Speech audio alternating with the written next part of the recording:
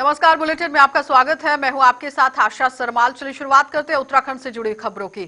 उत्तर प्रदेश के मुख्यमंत्री योगी आदित्यनाथ अपने 2 दिवसीय दौरे पर देहरादून पहुंचे। जॉली ग्रांट एयरपोर्ट पर उत्तर प्रदेश के मुख्यमंत्री योगी आदित्यनाथ का स्वागत मुख्यमंत्री त्रिवेंद्र सिंह रावत, कैबिनेट मंत्री मदन कौशिक सहित अन्य लोगों ने किया, जिसके बाद वह मुख्यमंत्री त्रिवेंद्र सिंह रावत के साथ एयरपोर्ट से ही केदारनाथ के लिए रवाना हो गए। दोनों मुख्यमंत्री धाम में ही रात्रि प्रवास करने के बाद 16 नवंबर को केदारनाथ धाम के कपाट बंद होने के बाद बद्रीनाथ धाम के लिए प्रस्थान करेंगे।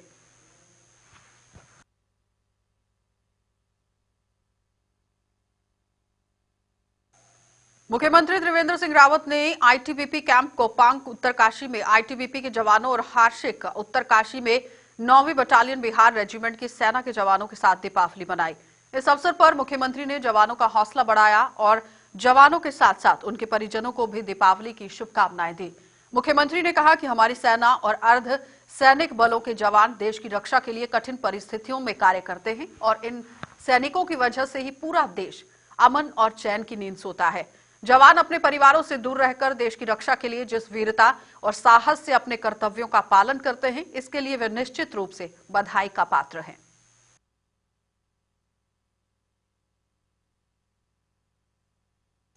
तो दीपावली के अवसर पर पाकिस्तान की ओर से की गई गोलाबारी में उत्तराखंड का लाल शहीद हो गया है। बारामूला में तैनात ऋषिकेश निवासी बीएसएफ के सब इंस्पेक्टर राकेश डोभाल पाकिस्तानी गोलाबारी में शहीद हो गए और इस घटना के बाद से ही पाकिस्तान के खिलाफ लोगों में खासा आक्रोश है और गुस्साए लोगों ने पाकिस्तान को सबक सिखाने की यानी कि सबक सिखाए जाने की मांग की। वहीं राज्य मंत्री धन सिंह रावत का कहना है कि पाकिस्तान हमेशा भारत में किसी भी पर्व पर बखूबी तरीके से खलल डालने की कोशिश करता है, लेकिन चुनाव जीतने पर इस तरह का हमला वो करता रहता है। लेकिन भारतीय सेना के जवानों ने भी पाकिस्तान को मुंह तोड़ जवाब दिया। देखिए, पाकिस्तान कभी मानने वाले देशों में से नहीं है और हमेशा जब भी कोई पर्व होता है, कोई भी जब भारतीय जनता पार्टी जैसे देश किसी प्रदेश में चुनाव जीती है तो निश्चित रूप से वो जो है एलओसी पे हमला करते हैं। लेकिन हमारे सैनिकों ने भी और हमारे देश के जवानों ने भी मुंह तोड़ उनका जवाब। तो उत्तराखंड में होने वाले विधानसभा चुनावों से पहले बीजेपी हाईकमान ने पार्टी में बड़ा फेरबदल किया है और पार्टी हाईकमान ने राष्ट्रीय महासचिव और हरियाणा से राज्यसभा सांसद दुष्यंत कुमार गौतम को उत्तराखंड बीजेपी का नया प्रभारी नियुक्त किया। वहीं राष्ट्रीय उपाध्यक्ष और उत्तर प्रदेश की धरोहर और दौरहरा जो सीट है, इससे लोकसभा सांसद रेखा वर्मा को सह प्रभारी के पद पर नियुक्त किया गया। राज्य मंत्री धन सिंह रावत का कहना है कि दुष्यंत कुमार गौतम को राज्य प्रभारी जबकि सांसद रेखा वर्मा को सह प्रभारी की जिम्मेदारी मिलने से उत्तराखंड में बीजेपी को इसकी काफी सहूलियत जो है वो होगी और साथ ही साथ बीजेपी पार्टी को काफी ज्यादा फायदा भी होगा। पार्टी के राष्ट्रीय महासचिव और राज्यसभा के सांसद हमारे दुष्यंत कुमार जी हमारे प्रभारी बने हैं और उत्तर प्रदेश की सांसद श्रीमती वर्मा जी हमारे सह प्रभारी बनी हैं। दुष्यंत कुमार जी का भारतीय राजनीति में बहुत बड़ा योगदान है और भारतीय जनता पार्टी में वो बहुत सुलझे हुए नेता हैं और जिस समाज से वो प्रतिनिधित्व करते हैं, मुझे लगता है कि उत्तराखंड में हमको उसका बहुत बड़ा फायदा मिल जाए। योगी जी आने वाले। तो उत्तराखंड में गर्भवती महिलाओं और नवजात शिशुओं के पोषण के लिए जल्द सौभाग्यवती योजना शुरू की जाएगी और महिला सशक्तिकरण और बाल विकास मंत्री रेखा आर्य ने कहा कि मुख्यमंत्री की घोषणा के बाद इस योजना का प्रस्ताव जल्द कैबिनेट में लाया जाएगा और कैबिनेट में प्रस्ताव पास होने के बाद इस योजना को लागू कर दिया जाएगा और इस किट में गर्भवती महिलाओं और नवजात शिशुओं को उचित देखभाल के साथ ही उन्हें उचित पोषण दिए जाने की व्यवस्था की गई और इस किट के जरिए जच्चा बच्चा के स्वास्थ्य का पूरी तरह से ध्यान रखा गया।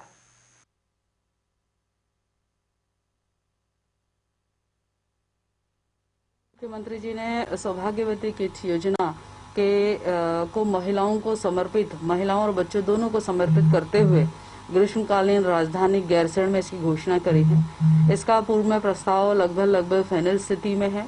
यह विषय कैबिनेट में जाना है। इसकी तैयारी विभाग के द्वारा पूर्व में कर ली गई है। मैं उम्मीद करती हूँ जैसे ही विभाग के सचिव और डायरेक्टर हमें मिलते हैं तो निश्चित रूप से यह विषय कैबिनेट में आके अपना मूर्त रूप लेगा, ऐसा मुझे उम्मीद है। और इस किट के माध्यम से हमारे जो जच्चा और बच्चा है दोनों के लिए एक मूलभूत आवश्यकताओं का एक संग्रह किट के रूप में किया गया है, जिसमें महिलाओं के लिए जो जच्चा है उनके लिए उसमें उनके वस्त्र से लेकर, ब्लैंकेट से लेकर, उनके लिए ड्राई फ्रूट से लेकर, उनकी जानकारियों से लेकर व्यवस्थाएं उसमें दी गई हैं। साथ साथ में बच्चे के लिए बच्चे के वस्त्र से लेकर, उसके डायपर से लेकर, उसके तेल, शैम्पू, सोप और उसकी वैक्सीनेशन का पूरा चार्ट इत्यादि को लेकर एक पूरा संग्रह बनाया गया है किट के रूप में, जो कि सौभाग्यवती मुख्यमंत्री सौभाग्यवती किट योजना के रूप में रूपांतरित होगा और शीघ्र जो है जच्चा और बच्चा दोनों को लाभ पहुंचाने का काम करेगा। तो उत्तराखंड में ठप्पे पड़े जो विकास हैं, यानी कि ठप पड़े हुए विकास कार्य हैं, वो आसमान छूती महंगाई के खिलाफ कांग्रेस आगामी दिनों में प्रदेश व्यापी बड़ा आंदोलन शुरू करने जा रही है कि जो काम बंद है वो अभी तक क्यों नहीं चल रहे हैं। इसी पर लगातार कांग्रेस पार्टी तंज कसती हुई नजर आ रही है। इसकी जानकारी प्रदेश कांग्रेस मुख्यालय में पत्रकारों को संबोधित करते हुए प्रदेश कांग्रेस कमेटी के उपाध्यक्ष सूर्यकांत धस्माना ने साझा की है। उन्होंने बताया कि प्रथम चरण में प्रदेश कांग्रेस अध्यक्ष प्रीतम सिंह राज्य भर का सघन दौरा कर रहे थे और दूसरे चरण में प्रदेश के प्रत्येक जनपद में इन मुद्दों पर कार्यकर्ता सम्मेलन आयोजित किए जाएंगे। उसके बाद राज्य स्तरीय कार्यक्रम होंगे और धस्माना ने बताया कि प्रदेश अध्यक्ष प्रीतम सिंह 16 नवंबर से 4 दिवसीय गढ़वाल दौरे पर जा रहे हैं। और धस्माना ने कहा कि राज्य की जनता आज त्रिवेंद्र सरकार से त्रस्त है, वह इससे छुटकारा चाहती है और इसलिए कांग्रेस अपनी जिम्मेदारी निभाते हुए सरकार को उखाड़ फेंकने के लिए राज्य में बड़ा जन आंदोलन शुरू करने जा रही है। विभाग का मामला हो, सारे मामले भ्रष्टाचार से जुड़े हुए हैं और पूरी सरकार आकंठ भ्रष्टाचार में डूबी हुई है। इसी प्रकार से बेरोजगारी का मामला है। बेरोजगारी में पूरे राज्य ने जिस प्रकार से कीर्तिमान स्थापित किया, पूरे देश में सबसे ऊपर के पायदान में इस समय बेरोजगारी में उत्तराखंड खड़ा। महंगाई लगातार बढ़ती जा रही है। महंगाई का कोई किसी प्रकार का नियंत्रण सरकार नहीं कर पा रही है। दिल्ली सरकार ने तो पहले ही हाथ खड़े कर दिए। महंगाई लगातार बढ़ती जा रही है। महिलाओं का कष्ट जो है वो दूर नहीं हो रहा है। प्रसूता बहनें हमारी सड़कों पर उनके बच्चे हो जा रहे हैं। अस्पतालों में हालत खराब है। स्वास्थ्य सेवाएं जर्जर हैं। 4 साल में प्रदेश सरकार पूरी तरह से हर मोर्चे पर नाकाम हो गई। इसके खिलाफ राज्य भर में कांग्रेस ने बिगुल बजाया है आंदोलन का। प्रदेश अध्यक्ष हमारे लगातार दौरा कर रहे हैं। कुमाऊं के सारी जनपदों का दौरा कर लिया। अभी उधम सिंह नगर का दौरा करके आए थे। अब 16 तारीख से, कल से और आगामी 20 तारीख तक 4 दिवसीय दौरा प्रदेश अध्यक्ष जी का कोटद्वार से शुरू हो रहा है। पूर्व मंत्री व वरिष्ठ भाजपा नेता लाखीराम जोशी के लेटर पर लाखीराम जोशी के विरुद्ध की गई कार्रवाई को लेकर राजनीति गर्माती जा रही है और प्रदेश कांग्रेस कमेटी के उपाध्यक्ष सूर्यकांत धस्माना ने बीजेपी से सवाल किया कि जोशी को बीजेपी ने सजा तो दी है और सजा सुना दी गई है, लेकिन उनके द्वारा जो गंभीर आरोप राज्य के मुख्यमंत्री के ऊपर लगाए गए हैं उनका जवाब कौन देगा। उन्होंने कहा कि बीजेपी नेता जोशी ने इतने गंभीर आरोप मुख्यमंत्री के ऊपर लगाए हैं, उनका जवाब मुख्यमंत्री को स्वयं देना चाहिए और जवाब देने की बजाय पार्टी में आवाज उठाने वालों के खिलाफ कार्रवाई करवाकर उनको चुप करवाने में वो लगे हुए हैं। धस्माना ने कहा कि मुख्यमंत्री पर भ्रष्टाचार के आरोप बीजेपी पार्टी का अंदरूनी मामला नहीं है, बल्कि ये राज्य की जनता के जनादेश का अपमान है। इसलिए मुख्यमंत्री को तत्काल पद छोड़कर अपने ऊपर लगे आरोपों की जल्द जांच और उच्च न्यायालय नैनीताल के आदेश अनुसार सीबीआई से करवाकर पूरी तरह से ये जांच यहां होनी चाहिए और आपको निर्दोषित जब पाया जाता है उसके बाद ही आगे का काम होना चाहिए। देखिए, भाजपा के वरिष्ठ नेता, पूर्व कैबिनेट मंत्री और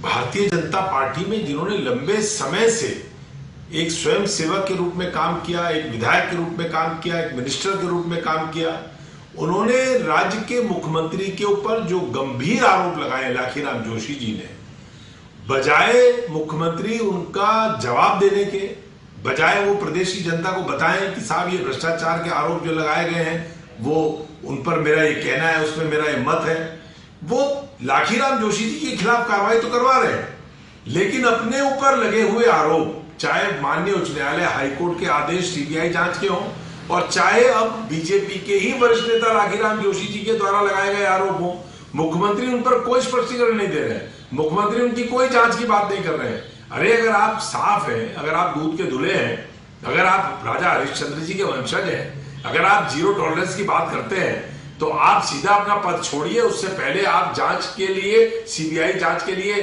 सिफारिश करिए और उसकी जांच करवाइए, निर्दोष साबित होइए और फिर राज्य की जनता से कहिए कि मेरे ऊपर झूठे आरोप लगाए गए थे और आप दोबारा इस राज्य की बागडोर संभालिए। लेकिन आप जांच की बात तो दूर, आपके खिलाफ जो आवाज उठा रहे हैं उनका आवाज दबाने का आप काम कर रहे हैं, उनके खिलाफ कार्रवाई करवा रहे हैं। मैं समझता हूं कि ये राज्य के जनता का जनादेश का अपमान है। दीपावली के त्योहार पर आगजनी की घटनाओं को लेकर अग्निशम विभाग पहले से ही तैयारियों में जुट गया था और अग्निशम अधिकारी सुरेश चंद्र ने कहा कि दीपावली के त्योहार के मद्देनजर उन्होंने विशेष तैयारी कर दी थी और ऐसे क्षेत्र जहां पर आगजनी की घटनाएं हो सकती थी वहां पर पहले से ही गाड़ियां तैयार रखी गई थी। और हालांकि दीपावली के त्योहार पर राजधानी देहरादून में कुल 10 आगजनी की घटनाएं सामने आई, लेकिन कर्मचारियों की मुस्तैदी की लगातार वहां पर प्रशंसा की जाएगी क्योंकि मुस्तैदी से उस पर समय रहते काबू भी पा लिया गया। अग्निशमन विभाग की तरफ से पूरी एहतियात बरती जा रही थी। शहर में 8 जगह हमारे मोटर फायर इंजन जगह जगह खड़े हुए थे और रात 10 आग लगी थी, छोटी बड़ी 10 आग लगी थी, जिसमें 3 आग बड़ी थी। एक तो खुरबुड़ा और सेंट्रल स्कूल, प्रेमनगर और किशन नगर चौक, ये 3 आग बड़ी थी। जो हमारी यूनिटें लगी हुई थी उन्होंने कड़ी मेहनत कर समय से सभी आगों को बुझाया है और किसी बड़ी क्षति होने से बचाया है। जो खड़बड़ा में आग लगी थी उसमें 2 लोग फंसे हुए थे जिनको हमारे कर्मचारियों ने लैडर द्वारा एक पुल ब्रिज बनाकर उनको सुरक्षित बाहर निकाला। दीपावली के त्योहार पर अग्निशमन विभाग की तैयारियां बड़ी ही कामयाब नजर आई। सतर्क जो अग्निशमन विभाग था उसको देखते हुए कहीं ना कहीं दीपावली के त्योहार पर जो आगजनी की समस्याएं थी उनको बड़े ही आसानी से सुलझा लिया गया। हालांकि 10 जगह ऐसी थी जहां पर आगजनी की समस्या सामने आई थी, दुर्घटनाएं सामने आई थी, जिन पर 10 जगह पर ऐसी आग लगी थी कि जिनको बुझाना मुश्किल था। कहीं पर 2 लोग भी फंसे हुए थे जिनको अग्निशमन विभाग ने बड़ी सफलतापूर्वक बाहर सुरक्षित निकाल लिया था। तो कहीं ना कहीं जिस तरीके से अग्निशमन विभाग दीपावली के त्योहार में पहले से ही सतर्क नजर आ रहा था कि जगह जगह पर उन्होंने अपनी गाड़ियां लगाई हुई थी, तो वो कहीं ना कहीं बड़ी ही कामयाबी हासिल उनको यहाँ पर लगी है कि जिस तरीके से दीपावली के त्योहार पर आगजनी की घटनाएं ज्यादा होती थी उनको इस बार बिल्कुल कम किया गया है। कैमरामैन तिलक शर्मा के साथ धनराज JK 24/7 न्यूज देहरादून। तो भाजपा युवा मोर्चा का जिला अध्यक्ष बनने की प्रदीप नेगी जेटली का डोईवाला पहुंचने पर कार्यकर्ताओं ने शानदार स्वागत किया और इस अवसर पर कार्यकर्ताओं ने लच्छीवाला से डोईवाला व भानियावाला तक बाइक रैली निकालकर अध्यक्ष का भव्य स्वागत किया और इस अवसर पर प्रदीप नेगी जेटली ने मुख्यमंत्री और पार्टी हाईकमान का आभार जताते हुए कहा कि उन्हें जो जिम्मेदारी दी गई है वे उसे ईमानदारी से निभाने का प्रयास करेंगे और पार्टी को मजबूत बनाने के लिए काम करेंगे। वहीं रैली में शामिल भाजपा नगर मंडल अध्यक्ष विनय जो कंड्याल हैं, इनका नाम है विनय कंडवाल, उन्होंने कहा कि नगर पालिका के सभासद और युवा मोर्चा के जिला अध्यक्ष प्रदीप जेटली सरकार और संगठन की उम्मीदों पर खरा उतरेंगे और साथ ही युवाओं को जोड़कर 2022 के विधानसभा चुनावों में भाजपा को बड़ी जीत दिलाने में अपनी अहम भूमिका निभाएंगे।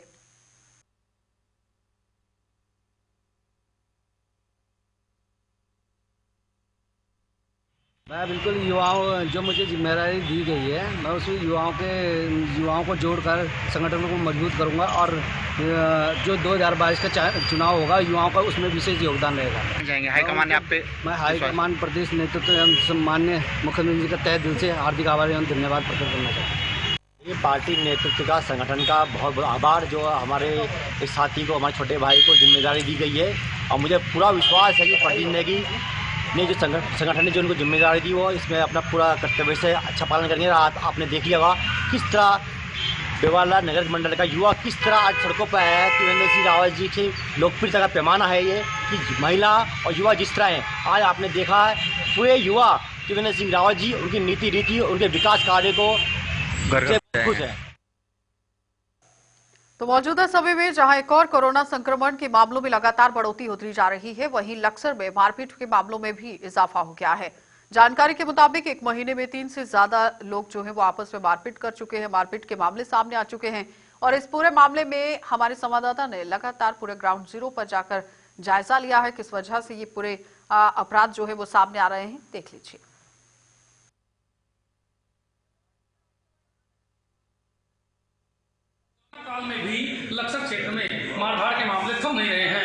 लक्सर की बात करें तो पिछले एक माह में कई दर्जन मामले सामने आ चुके हैं। अभी हम मौजूद हैं लक्सर सीएचसी पर, आप देख सकते हैं, मैं कैमरा से कहूँगा इस पर, ये आपातकालीन कक्ष है जिसमें अभी भी डॉक्टर द्वारा जांच की जा रही है मारपीट के मामले की। इनसे बात करेंगे, इस तरह के मामले सामने आ रहे हैं। डॉक्टर साहब, हमारे साथ में डॉक्टर जोज शैमुल जुड़े हुए हैं। डॉक्टर साहब, क्या कोरोना काल में भी मारपीट और अपराध इस तरह के मामले बढ़ रहे हैं? बिल्कुल सर, बिल्कुल। लगभग हम लोग 4 से 5 एमएलसी रोज करते हैं। बस ये तो देखिए कोरोना थोड़ा वीक है, लेकिन जब पीक टाइम था तब भी हम लोग को इमरजेंसी एज इट इज करनी पड़ रही। अभी तक एक माह की अगर बात करें तो कितने मामले सामने आ चुके हैं? देखिए एक माह में लगभग हम इमरजेंसीज करते हैं लगभग 300 इमरजेंसीज।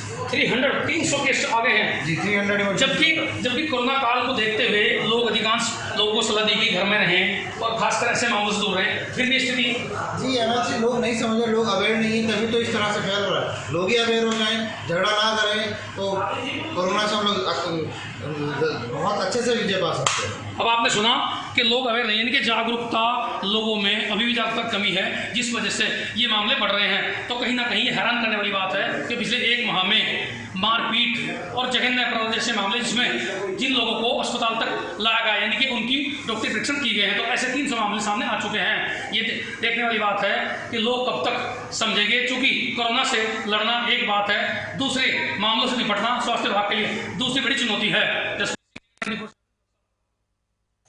खाद्य पदार्थों में मिलावटखोरी की शिकायत पर प्रशासन द्वारा शहर में एक अभियान शुरू किया गया और इस अभियान के तहत एसडीएम पूरण सिंह राणा और पालिका अधिशासी गौहर हयात की अगुवाई में अधिकारियों ने नगर में मिठाइयों और खाद्य पदार्थों के संस्थानों पर छापे मारे और खाद्य सामग्री की जांच की। इस अवसर पर एसडीएम पूरण सिंह राणा ने कहा कि मिलावटखोरी को रोकने के लिए इस अभियान को शुरू किया गया है और शहर की दुकानों के साथ साथ पुलिस सभी वाहनों में तलाशी कर रही है। खासतौर पर उन वाहन पर नजर रखी जा रही है जो दूसरे प्रदेशों से खाद्य पदार्थ लाने के लिए ले जाने के लिए काम करते हैं। जिलाधिकारी के निर्देश के क्रम में जो है इनकी मिठाई की दुकान में भी जो दीपावली के अवसर पर चेकिंग की गई, जहाँ गंदगी पाई गई जिन लोगों के जो चालान किए गए और इनको जो वार्निंग दी गई कि गंदगी साफ सुथरा रखें और जो अच्छी क्वालिटी के माल जो तैयार किया जाए। इसमें एक चेकिंग की जा रही है मार्केट में, जिनको बाहर से जितनी गाड़ियाँ वगैरह आ रही हैं उसमें अभी खाद्य सामग्री आ रही है, मावा वगैरह, उसकी रूटीन चेकिंग की जा रही है। और इसके अलावा जितनी यहाँ पे शॉप है और जितने भी रेस्टोरेंट वगैरह हैं उसमें साफ सफाई और जो भी चीज़ें लोगों को दी जानी है खाद्य पदार्थ वगैरह उसको प्रॉपर अच्छी गुणवत्ता में रहे, साफ सफाई रहे। ये सब चीज़ों को लेके नगर पालिका इनके साथ में। तो लक्सर से खेंडीकला गांव में स्थित अंबेडकर पार्क की दीवार कुछ लोगों द्वारा तोड़ दिए जाने के 2 पक्षों में विवाद हो गया है और देखते ही देखते एक पक्ष के सैकड़ों पुरुष और महिलाएं मौके पर इकट्ठा हो गई और इन लोगों का आरोप था कि पार्क की दीवार को जानबूझकर तोड़ा गया है। इस दौरान उक्त पक्ष के लोगों ने दूसरे पक्ष के लोगों के घर पर जाकर पथराव कर दिया। इस घटना की सूचना मिलते ही लक्सर एसडीएम पूरण सिंह राणा मौके पर पहुंचे और स्थिति पर काबू पाया गया। एसडीएम ने दोनों पक्षों के 10-10 लोगों की कमेटी का गठन कर मामले की वार्ता के माध्यम से ही सुलझाने की कोशिश की।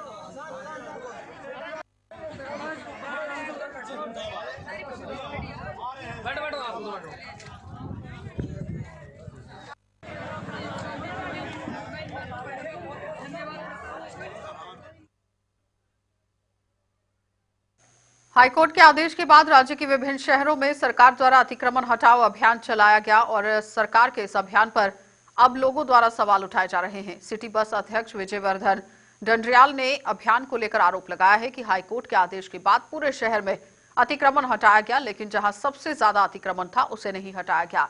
विजयवर्धन ने सवाल उठाया कि आखिर किसके दबाव में आकर प्रशासन ने विक्रम स्टैंड को नहीं हटाया।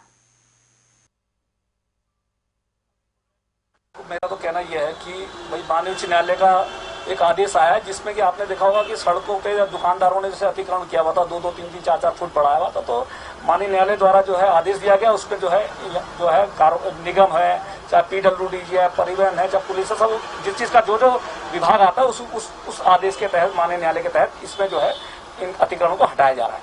लेकिन मुख्य प्रश्न ये है कि जिस तरीके से शहर के बीचों बीच ही सड़कों में आपने देखा होगा, चाहे ऑटो वाले हैं, चाहे विक्रम वाले हैं, शहर के अंदर तमाम बीच सड़क में खड़े होकर जो है अपने वहां से गाड़ियों का संचालन कर रहे हैं। तो क्या विभाग को यह अतिक्रमण मेन सड़क पे नहीं दिख रहा है?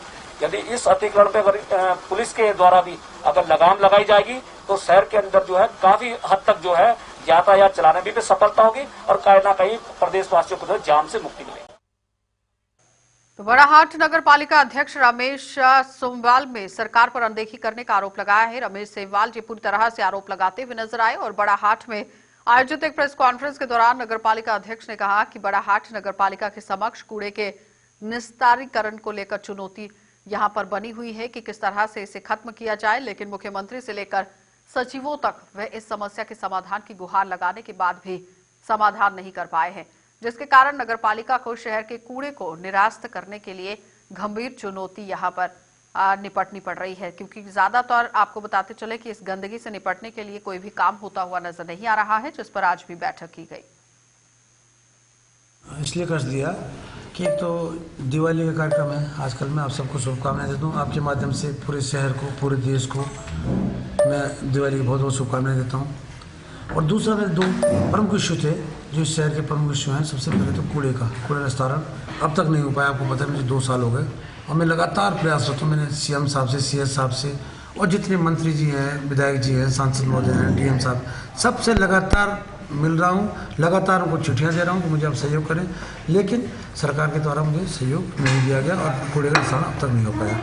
लेकिन अभी हाल में मुझे एक छोटी सी ज़मीन तिलोत में मिली है, उसमें मैंने सरकार से डिमांड करी है कि मुझे उसमें धन आवंटन करें ताकि मैं वहाँ कूड़ा निस्तारण केंद्र बना सकूँ। और जो कुछ मैंने सुना अभी थोड़ा सा कि 2 करोड़ रुपए आए हैं, प्रॉपर मुझे पक्की जानकारी नहीं, लेकिन मेरे सुनने में आया वो चीवा के लिए हमने एक अप्लाई किया था, लेकिन वो ज़मीन जंगलात की है और अभी तक हमारे नाम सेंक्शन हो नहीं पाई थी, हमारे नाम हो नहीं पाई थी। वहाँ के लिए वो पैसे 2 करोड़ रुपये आए और हमारी सरकार से, जिलाधिकारी महोदय से निवेदन है कि उस 2 करोड़ रुपये को जब तक वो ज़मीन ट्रांसफ़र नहीं हो पाती और वो होना ही मुश्किल है, वहाँ जंगलात की ज़मीन है, फिर वहाँ एनजीटी का भी पंगा होता है क्योंकि नदी से लगी हुई ज़मीन है। इसलिए मैं चाह रहा हूँ कि जो तिलोत में ज़मीन है वो एक तो नगर पालिका के नाम है, नगर पालिका क्षेत्र में है और नदी से दूर है, इसलिए उस ज़मीन को ही हम डेवलप करके उसमें कूड़ा निस्तारण केंद्र बनाएं और ये पैसे जो 2 करोड़ रुपये चीवा के लिए उसको सरकार ट्रांसफ़र कर दे तिलोत में ताकि कूड़े का निस्तारण हो पाए।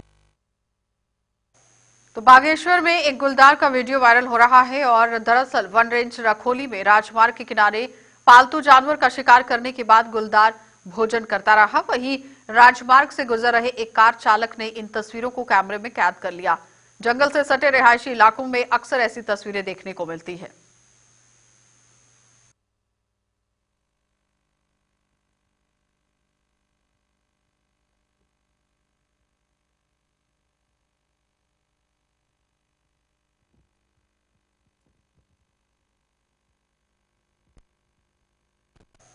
चलिए, बुलेटिन में फिलहाल इतना ही। देश और दुनिया की खबरों के लिए आप देखते रहिए JK24/7 न्यूज।